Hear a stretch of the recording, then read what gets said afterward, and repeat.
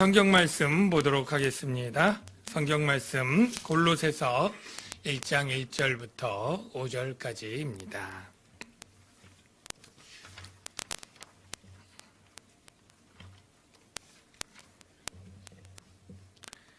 교독하겠습니다. 제가 먼저 읽겠습니다.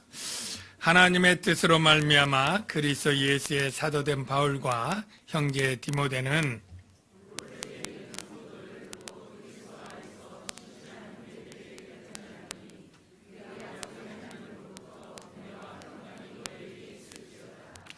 우리가 너희를 위하여 기도할 때마다 하나님 곧 우리 주 예수 그리스도의 아버지께 감사하노라.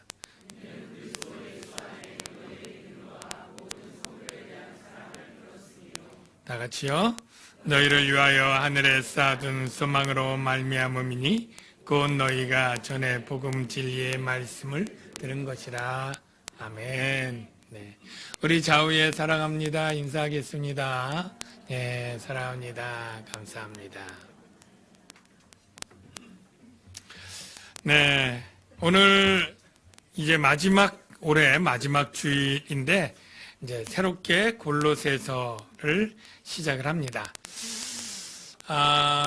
여러분들이 상식적으로 옥중서신 그러면 네 편의 성경이 있다는 것 알죠? 에베소서, 빌립보서, 그리고 골로새서, 빌레몬서. 우리 에베소서, 빌립보서를 했고 이번 세 번째 골로새서를 하게 되는데 골로새라고 하는 지명도 조금 낯설기도 하고 또 골로새 교회가 어떤 교회가 어떻게 생겼는지 또 누가 언제 어떻게 썼는지 이런 것들을 미리 아는 것이 참 중요합니다. 그래서 아까 얘기한 대로 옥중서시니까 사도 바울이 주 61년, 62년경에 로마 감옥에 갇혀 있는 중에 물론 그때 제자인 디모데도 같이 있었습니다만 그때 이제 에바브라를 통해서 이 골로새 교회 소식을 듣고 이제 편지를 쓴 게 골로새서입니다. 그러면 골로새는 어느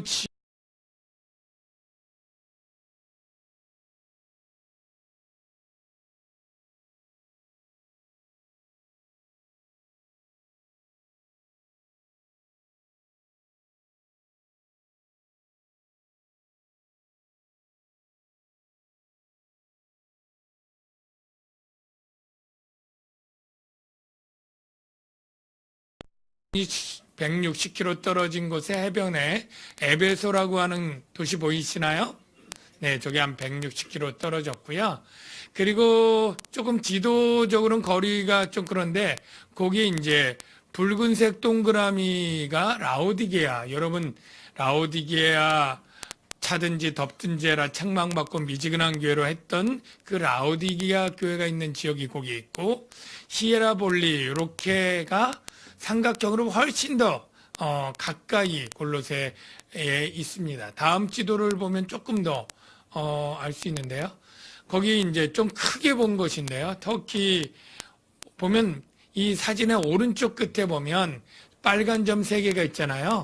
이 빨간 점 3개가 바로 골로새, 라오디게아, 히에라볼리 이렇게 삼각형 비슷하게 돼 있고 저 사이는 한 20km씩 떨어져 있다라고 생각을 하면 됩니다. 히에라볼리가 훨씬 더 크고 중요한 지역이기 때문에 이 골로새 편지를 나중에 히에라볼리 성도들과 같이 돌려서 읽어라, 회람해서 읽어라 이런 얘기가 나오고요. 잠깐 그냥 참고로 말하면 이 히에라볼리는 성지 연수를 가면 꼭 관광지로 가는 곳입니다. 왜냐하면 이제 파묵갈레라고 하는데 목화성이라고 꼭대기에 하얗게 목화처럼 흰 눈처럼 석회가 나오고 온천이 뜨거운 온천이 나와서 가면 발을 담그고 거기 1박을 하면서 온천욕을 하는 그런 곳인데 이 히에라볼리가 원래 지명이고요. 여기서 뜨거운 물이 흘러내려오고 골로새에서는 계곡 깊은 데 있기 때문에 찬물이 계곡물이 흘러내려오죠. 그게 흘러서 라오디게아로 만나면 그때 미지근한 물이 돼요. 그래서 차든지 덥든지 하라라고 했던 게 이 라오디게가 지역적으로도 되고 이 석회질의 냄새가 있으니까 토하여 낼 것 같은 구역질 나는 그러한 것을 힌트로 해서 그 교회의 영적 상태를 책망한 것이다. 참고로 그렇게 하면 여러분이 기억이 좀 좋을 것 같은데요. 어쨌든 이 골로새가 그 지역에 있는데 그러면 언제 어떻게 교회가 세워졌을까? 이게 또 궁금한 거잖아요. 사도 바울이 전도 여행을 갈 때 골로새로 간 적이 없어요. 근데 3차 전도 여행에 아까 본 에베소, 이 에베소에서 장기간 전도 사역을 합니다. 여러분이 잘 아는 두란노 소원 아니죠? 거기서 한 3년 동안 가르칠 때 이 아시아에 있는 여러 각지의 도시들에 있는 사람들이 에베소에 와서 복음을 듣고 배우는 일이 있는 거죠. 그러니까 3차 전도여행이 주 한 57, 8년도라고 하면 그때쯤에 골로새에 있던 사람 중에 에바브라, 오늘 여기에 나올 거예요. 빌레몬서에 나올 아키포, 이러한 사람들이 에베소에 와서 뭐 이런 가르침이 있대 가서 듣고 이 복음을 듣고 믿은 거예요. 그리고 몇 번을 더 와서 들었는지는 모르지만 은혜를 받고 어느 정도 가르칠 정도가 되니까 우리 고향으로 돌아가서 교회를 세우자 해서 골로새에 가서 가정의 사람들을 모아놓고 시작한 교회가 바로 골로새 교회입니다. 그러니까 로마 옥중에 있을 때가 주 61, 2년이면 57, 8년에 배워가지고 교회 세워가지고 했으니 교회도 몇 년 안 된 개척교회고 성도도 많지는 않을 거예요. 그리고 사도 바울이 직접 가르치지 않았기 때문에 아무래도 조금 복음에 대해서 정확하게 이해를 못한 부분도 없잖아 있을 것처럼 추정되는데 문제가 생긴 거예요. 어떤 문제냐면 그 지역에 있는 그러한 이단과 거짓 사상이 그 성도들을 미혹하고 혼란스럽게 하는 일이 가장 중요하게 생겼습니다. 그 골로새 지역에는 그 당시에 원래 원주민이 살고 있었겠죠. 부르기아라고 하는 지방에 원주민이 살았습니다. 그들이 대대로 내려오면서 무속신앙 같은 게 아무래도 있었겠죠. 거기에다가 헬라, 로마 시대를 지나면서 이방인들이 들어오면서 철학적인 사상들이 또 거기 뒤섞였죠. 게다가 유대인들이 디아스포라로 흩어져서 살면서 유대교적인 그러한 생각이 뒤섞인 혼합주의적인 이단 가르침이 생긴 거예요. 그것들이 골로새 교회 성도들을 미혹하고 복음을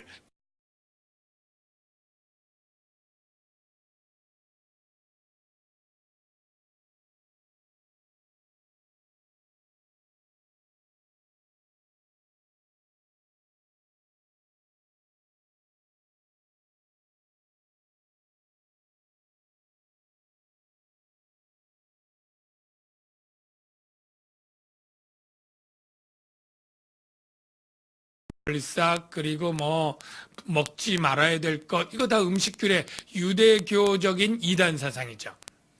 두 번째 2장 8절 말씀을 보면 누가 철학과 헛된 속임수로 너희를 사로잡을까 주의하라.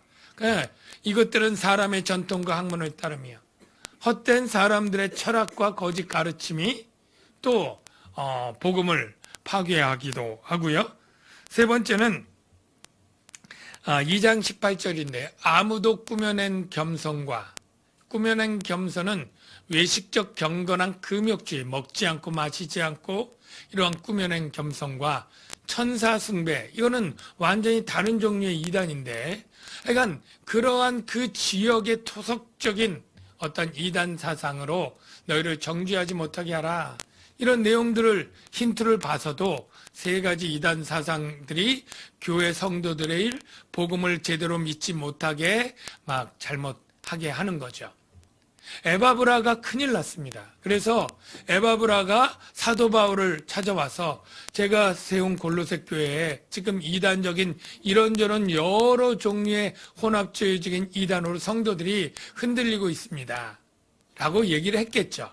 그러니까 사도 바울이 그래? 그러면 나는 직접 개척한 교회도 아니고 에바브로를 통해서 해온 교회지만 내가 대신 편지 써줄게. 그리고 지금 골로새 교회가 복음에 바로 서고 이단에 넘어지지 말도록 하는 그런 가르침을 담은 편지를 쓰는 게 바로 이 골로새서인 것입니다. 오늘날도 사실은 이단의 문제가 어느 시대에건 없었던 때가 없고 심각한 것입니다. 여러분들 가운데도 어느 대학 교수가요, 뭐 어디 종교에도 다 구원이 있다고 하던데요. 그리고 어떤 신학교 한 목사님, 박사님인데요, 우리가 꼭 행위가 있어야 구원을 받는다고 하던데요. 사실 정말로 그냥 평범한 어떤 사람이 가르쳐서 우리가 위험하거나 영적으로 잘못되는 일이 없고, 정말로 그들 나름대로도 철학과 인간적인 가르침으로 탁월한 어떠한 말로 우리들을 넘어뜨리는 일들이 오늘날에도 너무 많은 것입니다. 제가 지난번에 그 유튜브 동영상에서 이 신천지 참 진리와 우리 한기총 2단 진리 비교 분석 이런 유튜브 영상을 보니까 말 참 잘하더라고요.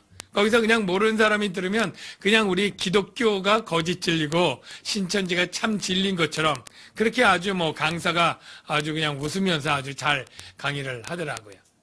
그러니까 우리가 이단과 이런 거짓 가르침 일에 속아 넘어갈 만큼 그들 중에도 말 잘하고 인물 좋고 성격 좋고 그런 강사들을 통해서 유혹할 때 우리가 미혹되기 참 쉬운 것입니다. 그래서 오늘날이나 그때나 언제나 마찬가지로 우리가 복음 진리에 분명하고 바르게 알고 바르게 듣고 바르게 믿는 것, 이것이 너무나 중요한 줄로 믿습니다. 그래서 여러분들이 하여간 이 반복되지만 제가 늘 성경에 나오는 복음들을 나오면 뭐 전했지만 계속 할 때 여러분이 흔들리지 않고 그것들을 바르게 알고 바르게 믿는 여러분들 다 되시기를 주의 이름으로 축원합니다. 이제까지 이 골로새서의 여러 가지 배경과 그러한 상황 그리고 교회를 살펴봤고요. 이제 본문 내용을 보도록 하겠습니다. 이 배경과 상황을 알으면 똑같은 평범한 말도 이런 의도가 있고 이런 암시가 있구나라는 것을 우리가 알 수 있는데 본문도 그렇습니다. 1절을 보면 하나님의 뜻으로 말미암아 그리스도 예수의 사도된 바울과 형제 디모데는 보통 발신자를 지금 편지에 맨 처음에 기록하게 되어 있는데요. 발신자가 바울과 디모데다 이렇게 그냥 넘어가면 될 것 같은데 여기 보면 그리스도 예수의 사도된 바울은 이게 굉장히 또 의미가 있는 거예요. 그냥 바울과 디모데 해도 다 아니까 넘어갈 수 있지만 왜 굳이 사도된 바울을 넣었을까? 또 왜 그리스도 예수의 사도된 이란 다 아는 사실을 넣었을까 하면 다 의미가 있는 거예요. 여러분, 이 그리스도 예수는 그냥 예수랑도 또 달라요. 예수는 이르지만 그리스도는 바로 구원자고 그 구원자 그리스도의 사역은 바로 죽음과 부활로 된 것입니다. 죽음과 부활로 대권을 가진 그 예수는 그 어떤 권세자보다 가장 큰 권위를 가지고 있는 분이죠. 그 분의 사도된 바울, 이 사도를 다른 말로 하면 이제 보냄을 받은 자라는 뜻인데 오늘날로 쉽게 표현하면 대사, 대통령 대사 이런 의미로 이해하는 게 편할 것 같아요. 한 나라의 대통령이 그 외국마다 다 친히 다닐 수 없으니까 대사를 파견하고 대사를 통해 어떤 그 뜻을 또 칙령들을 전할 때 그 대사가 전하는 말은 자신의 말이 아니라 대통령의 말을 전하는 것이죠. 똑같습니다. 이 지금 사도된 바울은 지금 내가 앞으로 할 얘기들은 내 얘기가 아니다. 바로 만유의 주권자고 죽음을 극복하신 예수의 말을 내가 전하는 것이다. 라고는 의미가 이 안에 담겨 있겠죠. 그러면 이 당시에 나는 어떤 철학자한테 어떤 훌륭한 어떤 스승한테 배웠는데 라고 할 때 너희들이 복음과 다른 인간적인 사상과 철학과 거짓 가르침들을 그것보다 우월한 만유의 주 죽음을 이기는 바로 주님의 말을 내가 하는 것이다. 그러니 너희들은 딴 생각, 딴 가르침에 혼돈하지 말고 네 말을 들어라 하는 의미가 이 안에 담겨 있는 것이죠. 그리고 그 뒤에는 뭐예요? 하나님의 뜻으로 말미암아. 그 백그라운드, 백에는 바로 하나님의 뜻이라고 하는 천지를 창조하신 하나님이 정하시고 기뻐하시고 명령하신 대로 자기가 이 사도로 말을 한다라는 의미가 있는 것입니다. 오늘날 사도의 직분은 없지만 사도성은 있다, 이런 말 여러분 들어보셨죠? 그래서 여러분들이 누군가에게 복음을 전할 때 바로 여러분 자신의 논리와 설득력으로 누구를 전도하는 것은 어렵습니다. 똑똑한 사람이 너무너무 많으니까요. 그럴 때 우리가 전하는 말은 무엇이에요? 바로 예수 그리스도의 영, 성령의 의지에서 바로 주님의 말씀을 나는 전하는 사도요, 대사로 전하는 것이다 하는 담대함으로 여러분이 전하는 분들이 되셔야 될 것입니다. 이제 2절을 보면 수신자가 나옵니다.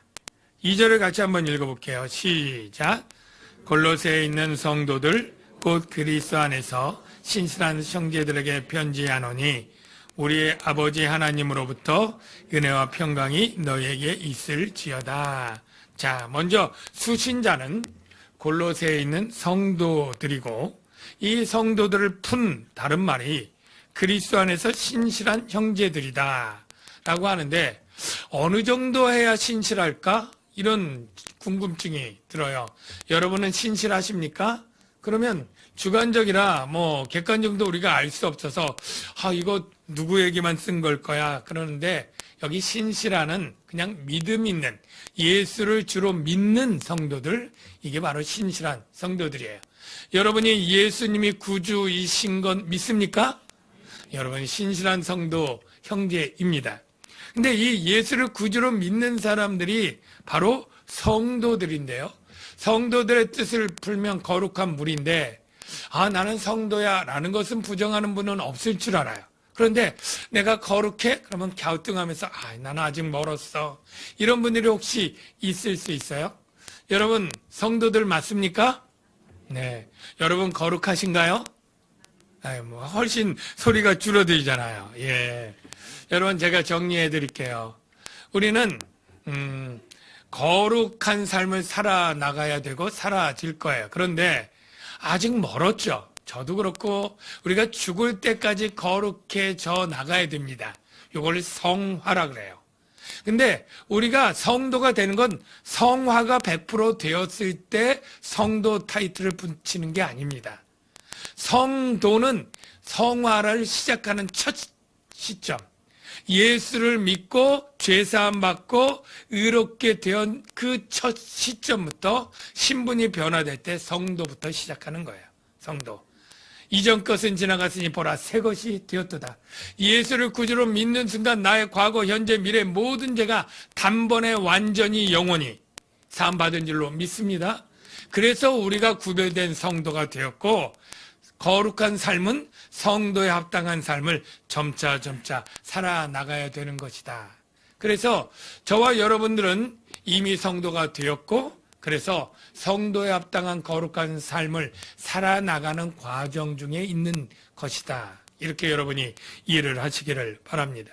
그래서 이미 성도들 신실한 형제에게 편지를 하는데요. 그 편지 시작하면서 제일 먼저 축복부터 합니다. 축복. 어떤 축복을 합니까? 두 가지의 축복을 하는데 그 두 가지가 뭘까요? 바로 은혜와 평강. 어디로부터 오는 은혜인가요? 하나님으로부터 오는 은혜와 평강이 있을지어다. 여러분 이제 곧 새해가 되는데 우리 보통 뭐라고 축복 많이 합니까? 새해 복 많이 받으십시오. 근하신년 이런 축복을 하는데 물론 그 축복도 좋지만 정말로 은혜와 평강이 있기를 축복합니다. 이 축복이 너무너무 그 뜻을 풀면 좋은 것입니다. 여러분, 은혜와 평강할 때 어떻게 이해가 되세요? 은혜와 평강 너무 익숙한데 뜻은 잘 생각해 본 적이 없는 분들이 많을 거예요. 여러분, 은혜라는 말이 뭡니까? 어떤 때는 뭐 이렇게 좀 이렇게 깐깐하게 하십니까? 아니, 대충 은혜로 갑시다. 이렇게 하는 분도 있어요.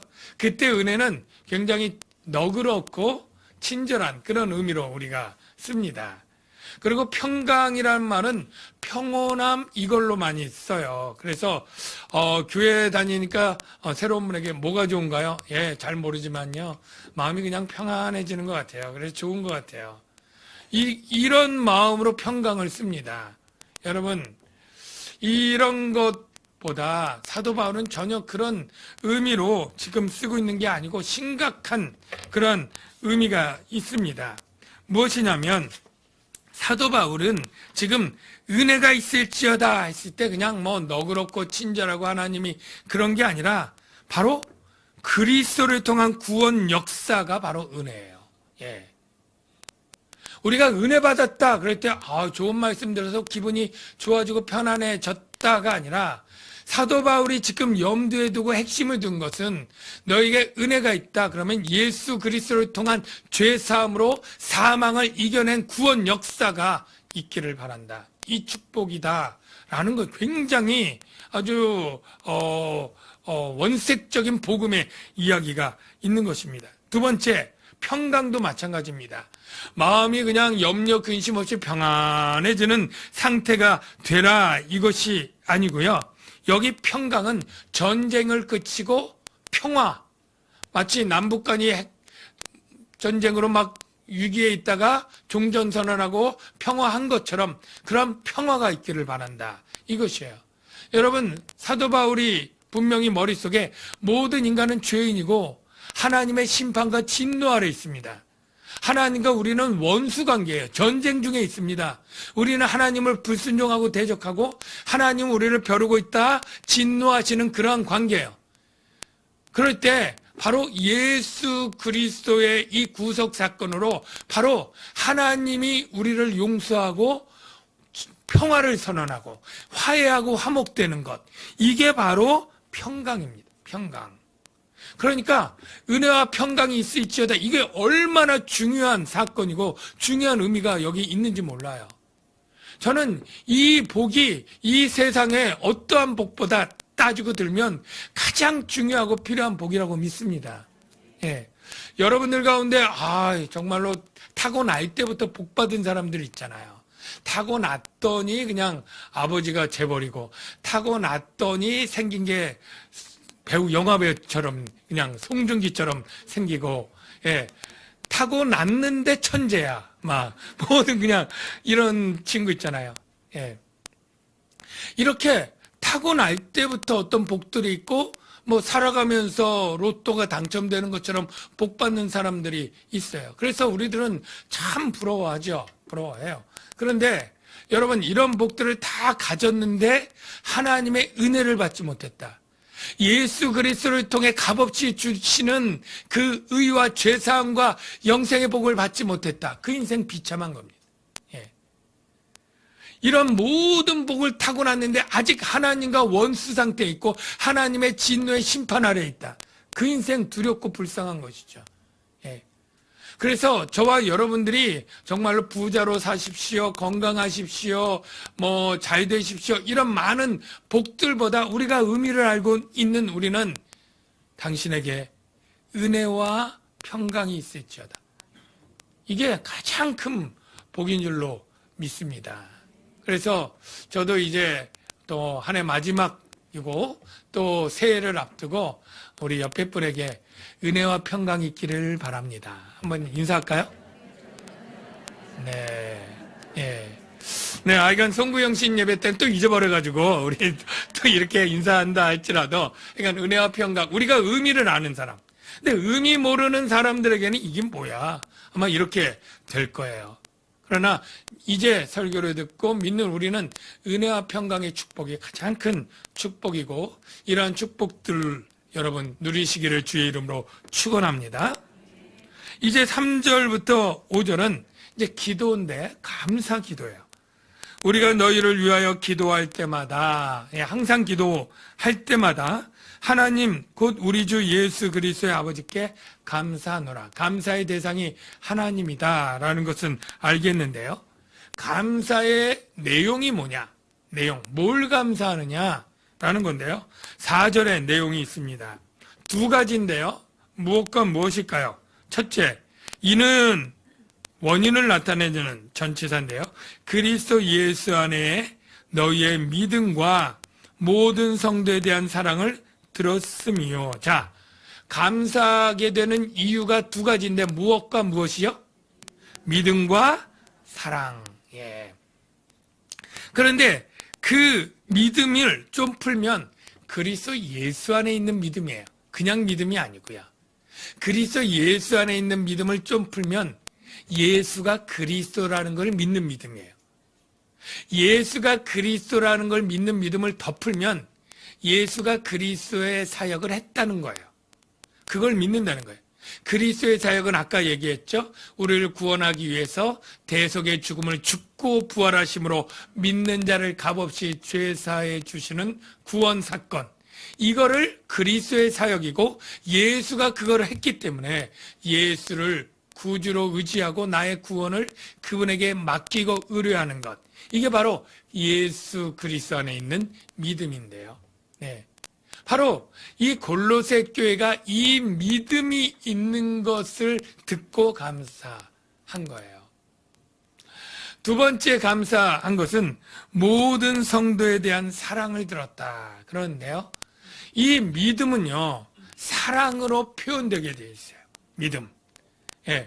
이 믿음도 물론 표현될 수 있지만 이 믿음보다 사랑이 더 행위로 많이 실천적으로 표현됩니다. 그래서 하나님을 사랑하는 자는 형제를 사랑해서 가난한 형제에게 먹을 것도 주고 위로도 하고 병문안도 가고 이렇게 바로 하나님에 대한 믿음은 구주에 대한 구원에 대한 믿음이 형제 사랑으로 많이 행동으로 실천하면서 표현되게 되는데 골로새 교회가 그랬다는 거예요. 여러분 여기서 먼저 깨달을 것은 믿음과 사랑은 별개가 아니다라는 걸 여러분이 아셔야 될 것 같아요. 물론 다 아실 것 같은데요. 근데 이런 경우 있잖아요. 저 집사님 굉장히 신실해. 교회에서 얼마나 기도도 열심히 하고 말씀도 잘 알고 봉사도 많이 해. 근데 교회 안에서 신실한데 집에 가면 안 그런 아빠. 회사 가면 굉장히 싸나운 상사. 그리고 장사를 하면 슬쩍슬쩍 거짓말하는 그런 사장. 이렇게 되면 그는 신실한 것인가요? 믿음이 정말 좋은 건가요? 아닙니다. 그 믿음이 정말로 신실한 것은 그가 얼마나 사람들에게 선을 베풀고 사랑을 실천하는가로 그 믿음이 증명될 수 있어야 되는 거예요. 여러분들이 다 예수 그리스도가 구주인 것을 믿는 분들인 줄로 믿습니다. 그렇다면 그 믿음 때문에 값없이 얻은 그 사랑과 구원의 그 간격 때문에 여러분에게 있는 모든 사람에게 사랑을 실천하는 행동 있는 그러한 사랑의 사람들이 다 되시기를 주의 이름으로 축원합니다. 네. 이러한 성도에 대한 사랑과 믿음 때문에 감사한다라고 할 때 참 우리가 감사하는 조건과는 참 수준이 다르다 이런 생각을 먼저 합니다.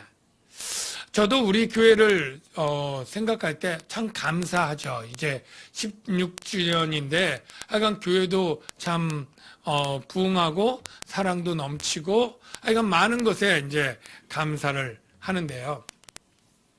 가만히 보면 부흥하지 못한 교회는 그럼 뭘 감사할까? 괜히 참 낙심되고 오히려 원망되지 않을까? 이런 생각이 드는 거예요. 여러분, 감사는 아까 얘기한 것처럼 우리가 좋은 일, 잘된 일, 교회로 따지면 부흥한 일, 자녀로 따지면 공부 잘하는 일, 또 남편으로 따지면 사업 잘 돼서 돈 잘 버는 일, 어떤 일이 성공한 일, 이런 일도 물론 감사해야죠. 이런 일은 감사하지 말아야 된다 이 뜻이 아닙니다. 그런데 우리의 감사가 그런 차원보다 더 높은 차원이 있는데 바로 아까 얘기한 믿음 때문에 감사하는 것입니다. 우리 교회가 부흥해서 감사하는 것보다 더 중요한 것은 모든 성도들이 어떠한 어려움 가운데도 흔들리지 않는 견고한 믿음으로 영생을 소망하게 해주시니 감사합니다. 이 감사는 큰 교회 부흥하는 교회만 할 수 있는 게 아니에요. 작은 교회 몇 명 안 돼도 이 믿음으로 든든히 서 있다면 정말로 감사한 거죠. 예. 아까 2부 찬양팀이 특별 마지막 찬양을 했어요. 근데 그 찬양 제가 처음 듣는 교회 관한 찬양인데 거기에 보면 사람이 많아지는 것보다 사랑이 많은 교회, 이런 교회 되게 해주세요.